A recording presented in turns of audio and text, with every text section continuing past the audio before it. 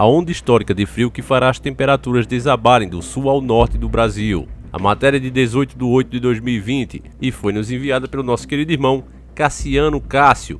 Desde já, fica aqui o nosso agradecimento em nome de todos. Depois de um ciclone bomba atingir o Brasil e deixar ao menos 12 pessoas sem vidas há um mês e meio, o país se prepara para receber outro fenômeno meteorológico de grande relevância. Dessa vez, será uma massa de frio que vai causar granizo, um frio histórico e até neve nos próximos dias. Meteorologistas entrevistados pela BBC News Brasil disseram que a grande massa de ar frio se aproxima do país e vai derrubar as temperaturas na maior parte dos estados, inclusive no norte e nordeste, como Amazonas e Bahia. Francisco de Assis, meteorologista do Instituto Nacional de Meteorologia, INMET, afirma que grande parte do país será atingido pela onda de frio.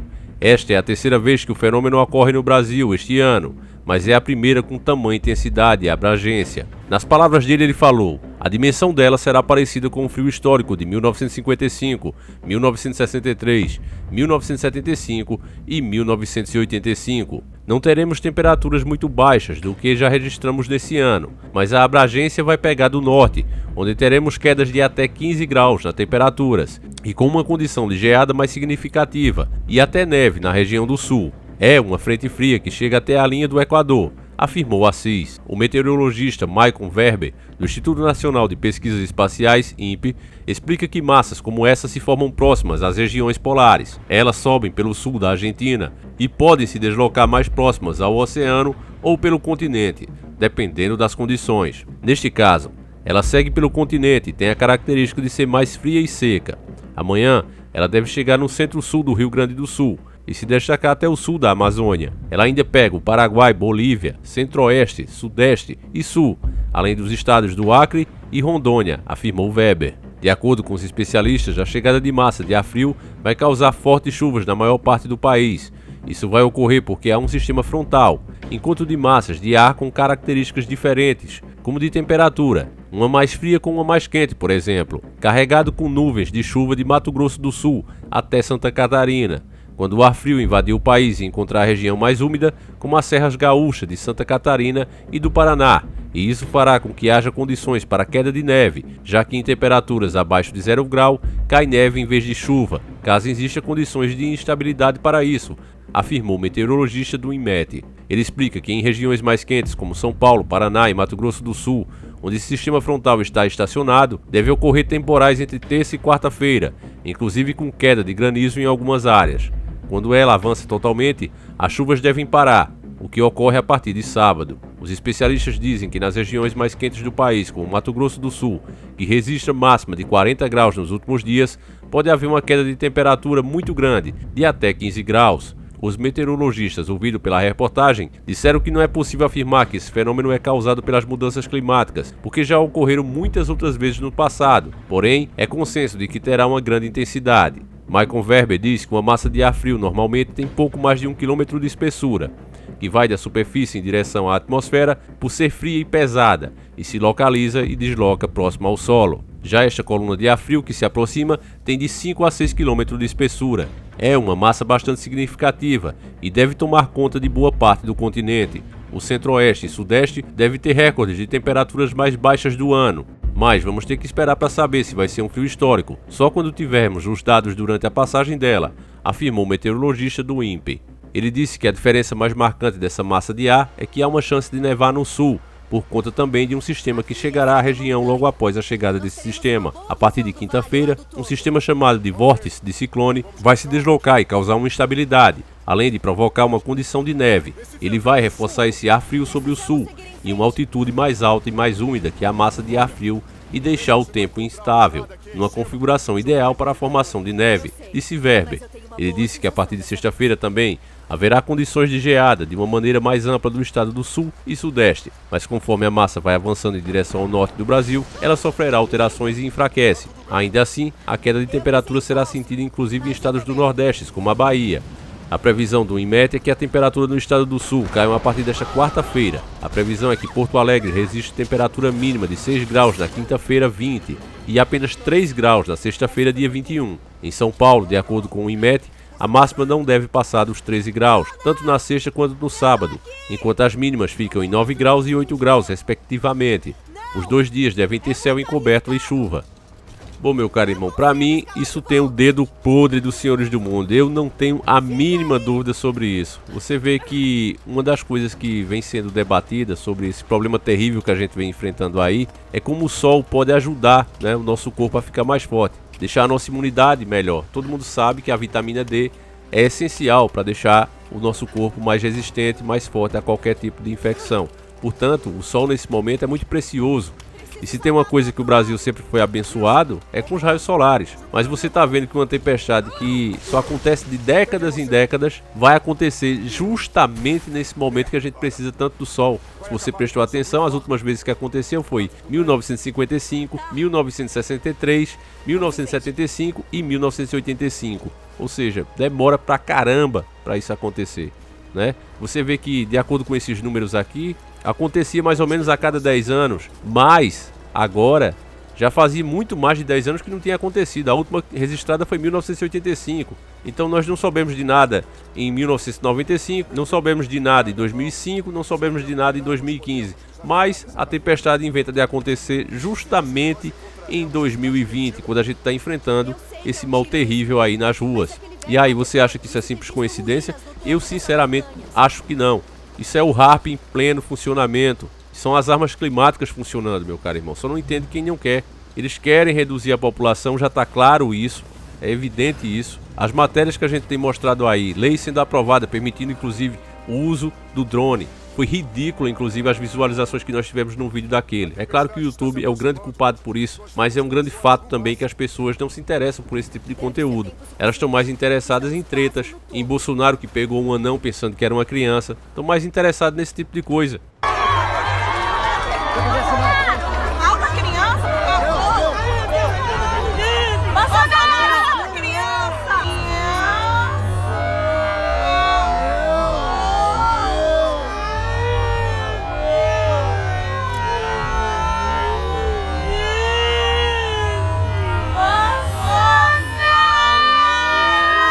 Isso dá muito mais audiência, isso dá muito mais ibope do que uma notícia dessa, por exemplo, que logo logo os motoboys vão ser extintos, vão ser substituídos por drone. Tudo indica isso. As empresas, as grandes empresas já estão sendo liberadas, já começou os primeiros testes para fazer as entregas a partir dos drones. Então quantas pessoas vão perder o emprego? Justamente numa hora dessa, né? Que a saída para muitos está sendo justamente o serviço de delivery. Então a gente faz um vídeo aqui, o vídeo pega pouquíssimos acessos. Então, meu caro irmão, o que é que a gente pode fazer? Nessa matéria mesmo aqui, em vez de a gente estar discutindo por que está acontecendo justamente isso nesse momento, você vê aqui os comentários das pessoas fazendo campanha para Bolsonaro e outros atacando. Uns apoiam, outros atacam. Esse estrupício aqui, um tal de Renato, ó, ele colocou: passando só para dizer que o Bolsonaro já está reeleito para 2022. O choro é livre. Filhotes de encantador de burros. E aí 3 curtidas. Outro estrupício disse: já vou tirar o esquis do armário para poder deslizar pela Paulista. Aí outro, o Glauber, né, ataca, diz: somos gados mesmo, e daí temos muito orgulho disso. Vamos defender o Bolsonaro até onde a notícia não tem nada a ver com ele. Então, meu caro irmão, você vê, isso aqui tá atacando no caso do Bolsonaro. Aí teve 4 likes. Eu nem vou ler tudo porque, sinceramente, meu caro irmão, não vale a pena. É por isso que não dá pra gente ter muita esperança, principalmente nesse momento, porque essa é a cabeça do povo. Enquanto a elite é apronta, as pessoas estão distraídas com os fantoches, com os personas que estão aí, justamente para causar mesmo essa confusão. Eu não acredito que o Bolsonaro fosse tão idiota para pegar aquele anão por engano, ou colocar ali justamente para ele pegar mesmo. Talvez confiando que ele não prestasse atenção, sei lá. Mas eu acredito que essas coisas, ele sabendo ou não, são feitas para causar mesmo essa repercussão.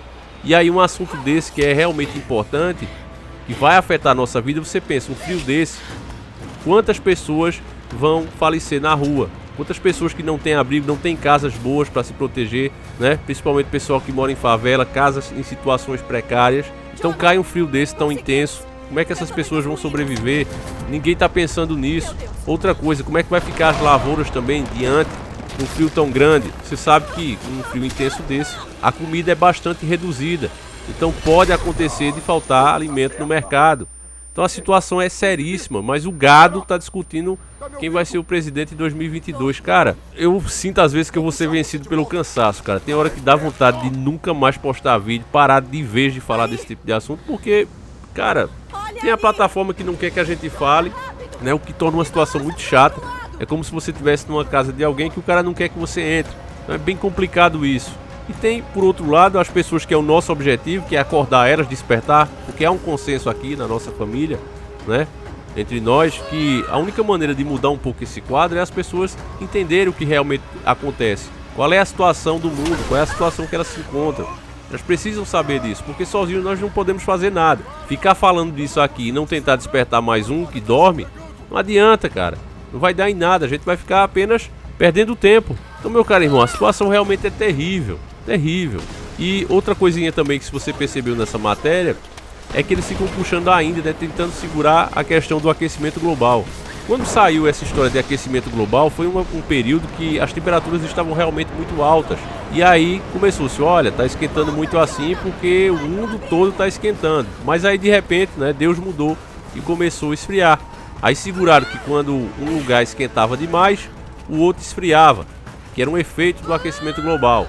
Por exemplo, teve um tempo aqui que eu fiz, chamei vídeo na época, onde o Brasil começou a esfriar, mas lá na Alemanha, França começou a esquentar muito. Então disseram que isso era o efeito do aquecimento global que estava trocando o clima das regiões. Agora está esfriando tudo.